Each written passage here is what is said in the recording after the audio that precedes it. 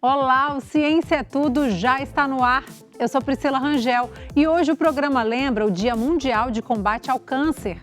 Porque os esforços da medicina em busca de medicamentos e tratamentos cada vez mais específicos contra o crescimento desordenado de células são destaque por aqui. E a gente segue com a missão de te levar pelo universo da ciência e tecnologia no país. Tudo pronto aí? Então, vamos juntos!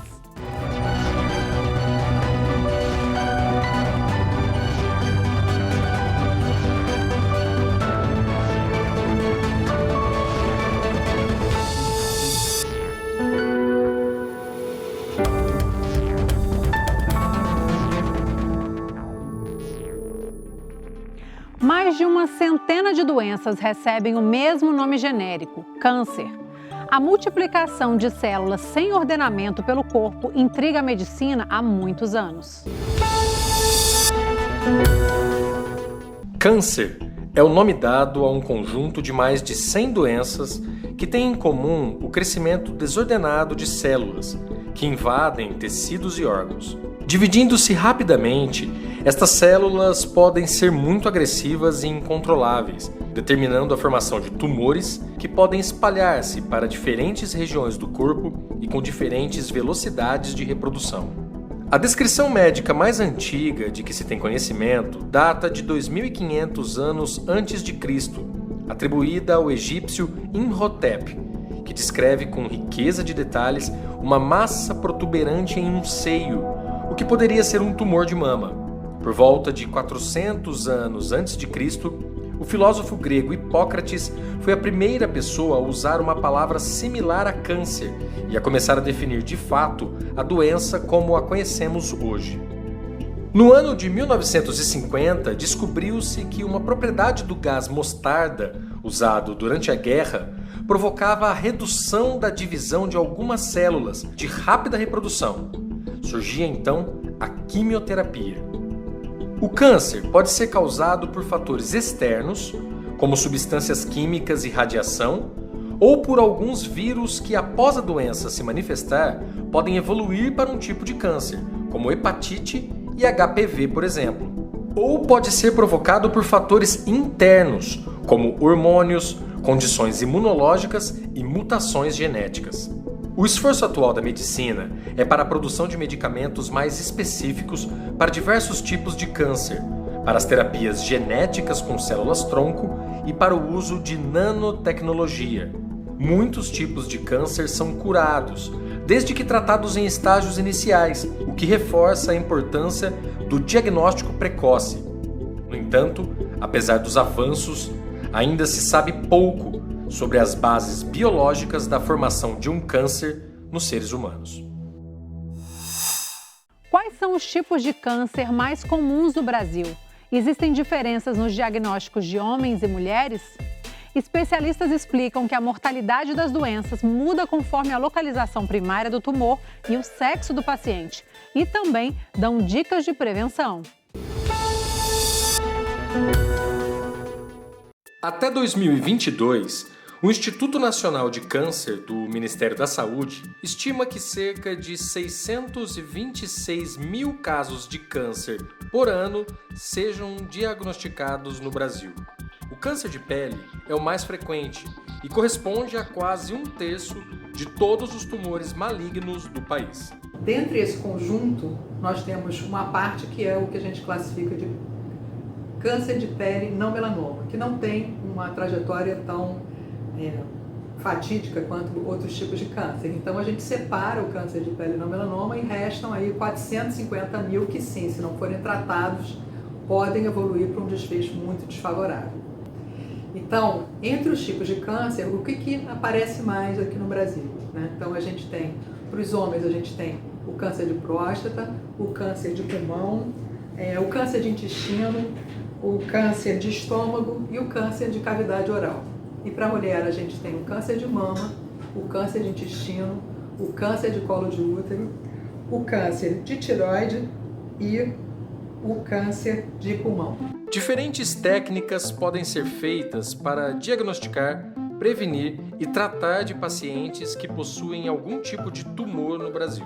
Em relação aos tipos de câncer que possuímos as melhores técnicas, conhecimento e estrutura para tratamento no Brasil, a gente tem que pensar que o conhecimento hoje em dia está muito difundido. Então, se tem um congresso acontecendo agora na Europa, eu consigo assistir ele ao vivo, à tarde já ver o resumo e já saber o que aconteceu nesse congresso.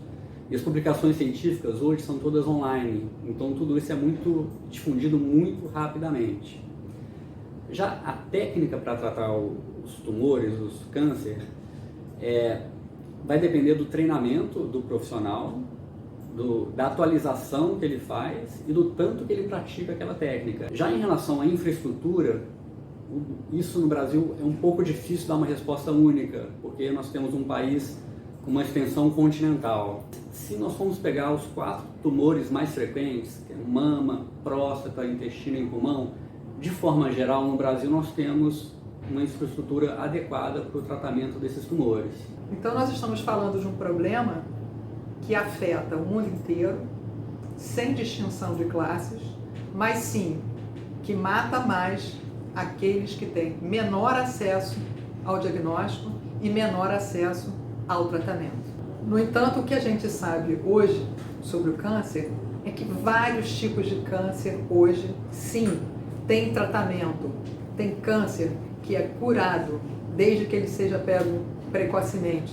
E tem câncer que você pode acompanhar o paciente ao longo da sua vida e ele não vai morrer necessariamente de câncer, vai morrer talvez de uma outra doença qualquer. Ações individuais para ajudar a prevenir alguns tipos de câncer podem ser fundamentais, tais como não consumir tabaco para prevenir um câncer de pulmão, dar preferência a uma alimentação de cereais, frutas e legumes para prevenir um câncer no estômago ou no intestino e usar filtro solar para prevenir um câncer de pele. Porém, políticas públicas do Estado brasileiro são necessárias para que toda a sociedade possa se prevenir. Uma coisa também muito importante em relação à redução da carga de câncer diz respeito a que não é só o comportamento individual da pessoa que vai modificar esse risco. A gente depende também de políticas públicas.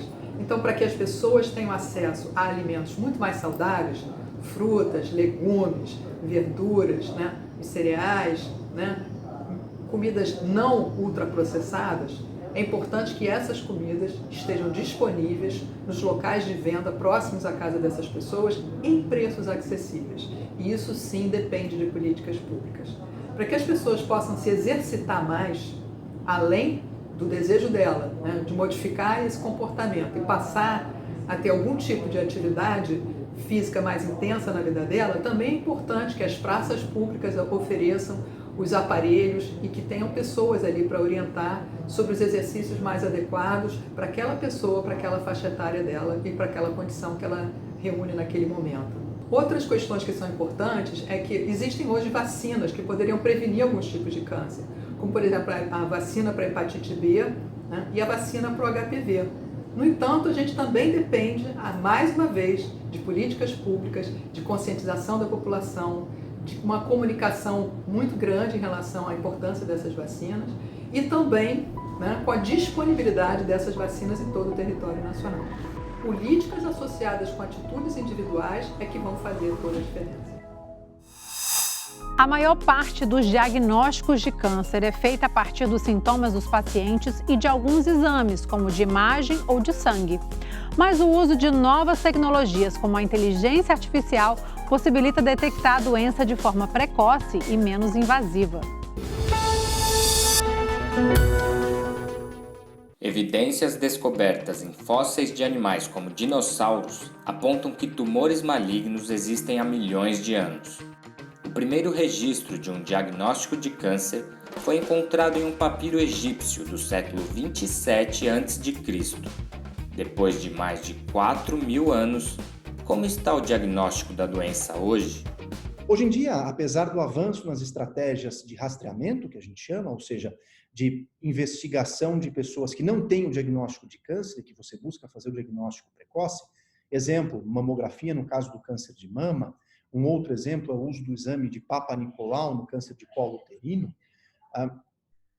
A verdade é que essas técnicas vêm caminhando e talvez a gente ainda consiga diagnosticar em fases mais precoces. Mas apesar desse avanço, a maior parte dos tumores tem o diagnóstico ou a partir de sintomas ou a partir de alterações nos exames de imagem, no exame de rotina.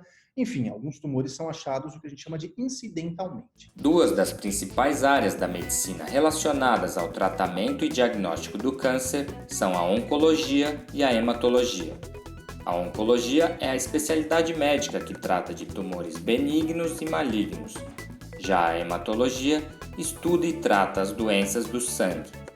No princípio, a oncologia e hematologia caminhavam juntas no tratamento, então, dos tumores sólidos e dos tumores hematológicos, como os linfomas e as leucemias. O que se viu pelo crescimento da complexidade foi uma separação progressiva entre a oncologia e a hematologia, justamente pelo nível de conhecimento que vem se atingindo, pelos avanços no tratamento, no diagnóstico. Existem centenas de tipos de câncer e muitas vezes o diagnóstico é feito a partir dos sintomas relatados pelos pacientes.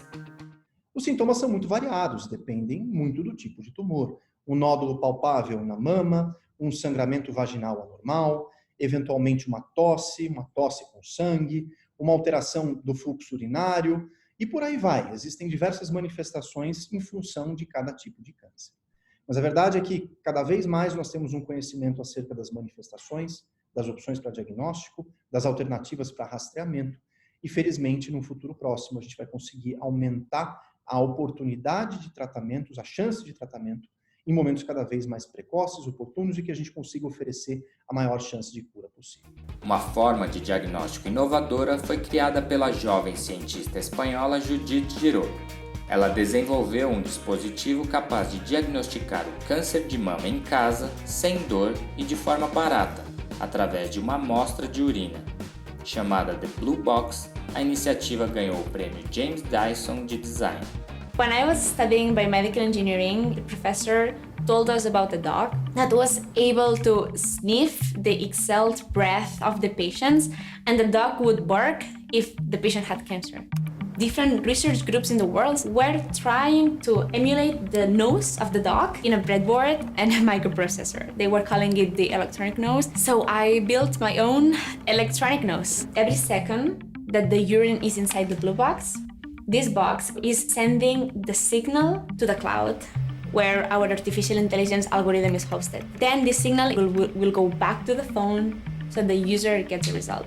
A startup Previnel também utiliza tecnologias avançadas no diagnóstico do câncer.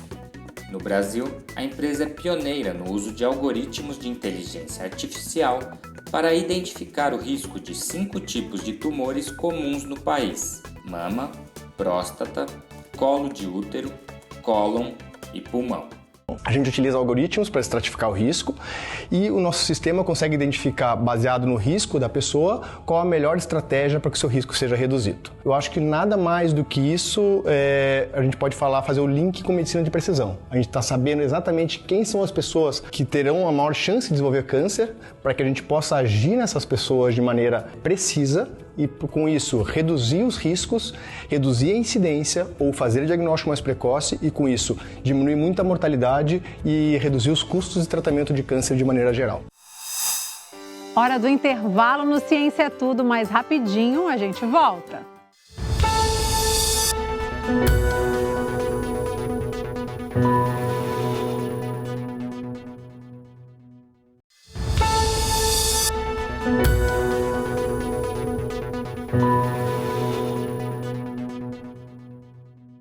Com os avanços nas pesquisas para diagnosticar doenças, cada vez mais é possível descobrir tratamentos precoces para o câncer. Para cada tumor, há um tratamento personalizado considerando sua localização, tamanho e tipo e também o organismo do paciente.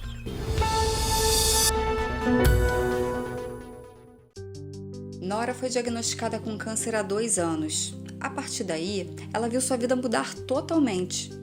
Parte da sua rotina agora é dedicada ao tratamento para combater um tumor que invadiu o seu corpo. Primeiro eu fiz vários exames até chegar no diagnóstico. Aí fiquei internada, fiz a quimioterapia, fiz 8 sessões de quimioterapia e tive um resultado assim, muito positivo, e comecei depois a fazer um tratamento de hormonoterapia. Radioterapia, químio, cirurgia ou transplante de medula óssea. Para cada tipo, tamanho e localização de tumor, o médico determina um tratamento personalizado. Não raro, as técnicas são combinadas para alcançar o resultado desejado. O tratamento do câncer ele é feito, né, de acordo com o tipo de tumor, né, e de acordo com a extensão da doença no organismo do paciente. Então, por exemplo, um tumor que está localizado num órgão, ele frequentemente é tratado com cirurgia. Um tumor um pouco mais avançado, que eventualmente envolva estruturas adjacentes, chamados gânglios linfáticos, ele habitualmente vai ser tratado com cirurgia e ou radioterapia. A quimioterapia em vários tumores, ela tem várias aplicações. A quimioterapia em alguns tumores é usada antes da cirurgia para diminuir o tamanho do tumor e permitir uma operação mais econômica ou uma cirurgia menos agressiva, menos mutiladora. Em linhas gerais, esse é o conceito do tratamento oncológico. Então, cada tipo de tumor vai ter um tratamento específico para aquela localização. Mas quando nenhuma técnica surte efeito, o transplante de medula pode ser a chance do paciente. No círculo familiar existe aproximadamente 25% de chances de encontrar um doador compatível. Não sendo possível, um doador é procurado através do REDOME, Registro Nacional de Doadores Voluntários de Medula Óssea. Quando a gente fala no transplante de medula óssea, a gente está falando de um tratamento que funciona da seguinte forma. Se faz uma quimioterapia ou uma radioterapia numa dose bem alta, que basicamente destrói a medula óssea do paciente. Por quê? Porque é um tratamento que é feito muitas das vezes para tratar tumores da medula óssea, as leucemias, o mieloma múltiplo, ou se faz uma quimioterapia muito forte contra o tumor, como no caso dos linfomas, e se a estratégia seguinte é recompor a medula óssea do paciente, porque a medula óssea é muito sensível à quimioterapia e à radioterapia. Alguns tumores, a gente usa a estratégia de usar a própria medula óssea do paciente, como, por exemplo, nos linfomas, né, na doença de Hodgkin, e no mieloma múltiplo. Já no caso das leucemias, não é possível utilizar a medula óssea do paciente, e a gente lança a mão, então, da medula óssea de um doador. Então, com isso, surgiu a necessidade dos chamados registros de doadores de medula óssea. Nesses registros, o doador ele fornece uma amostra de sangue e nessa amostra de sangue é feita uma série de testes que vão identificar a chamada histocompatibilidade. Esse é um procedimento. Antigamente, a gente só usava medulas do Brasil e o REDOME conseguiu ter uma abrangência internacional. Então, a primeira estratégia é usar uma medula brasileira. Caso o REDOME não encontre uma medula, um doador, né, brasileiro, ele lança a mão dos doadores internacionais. Então, são feitas consultas aos bancos de dados de outros registros de doadores do mundo inteiro. São os mais conhecidos, os registros dos Estados Unidos, da Alemanha, mas tem vários pelo mundo e o REDOME faz esse trabalho não só da identificação, mas também da importação da medula óssea.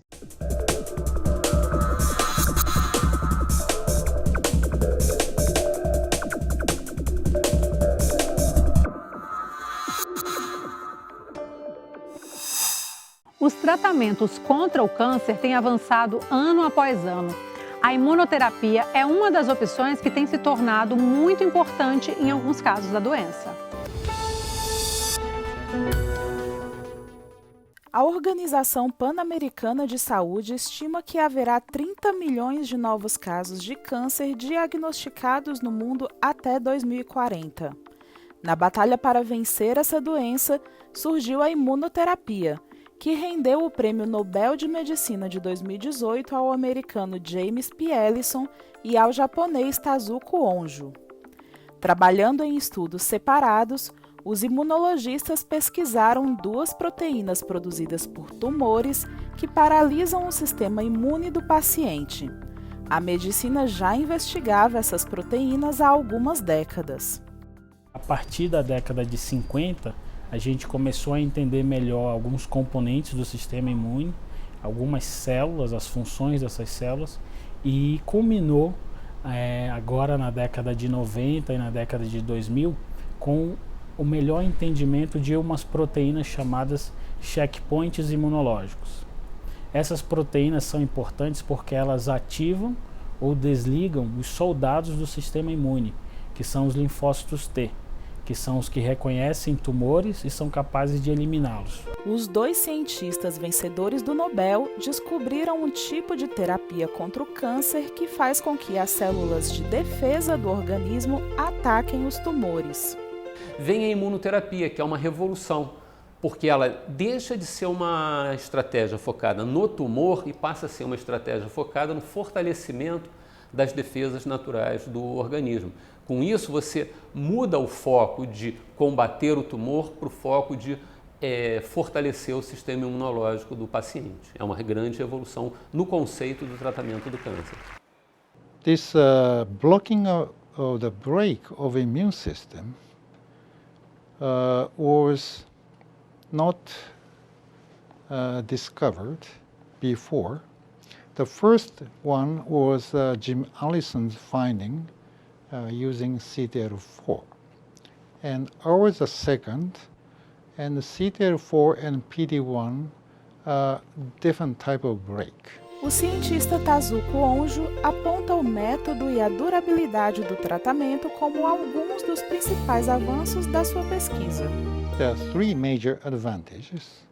First, unlike previous cancer treatment, like chemotherapy or irradiation, immunotherapy has much less side effects because immunotherapy only stimulates lymphocytes and does not affect normal body cells, which actually the case for the chemotherapy and irradiation.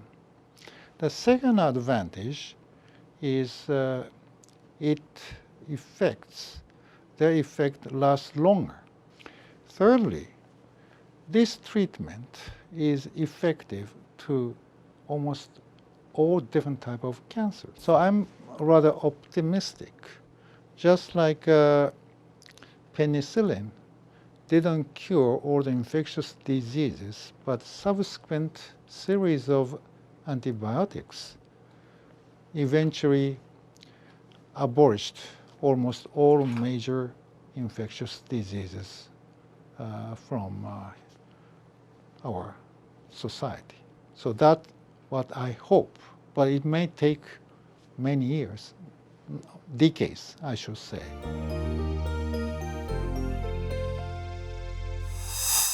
E o episódio de hoje fica por aqui, mas semana que vem a gente continua essa jornada do conhecimento. Eu sou Priscila Rangel e desejo a você uma ótima semana. Tchauzinho!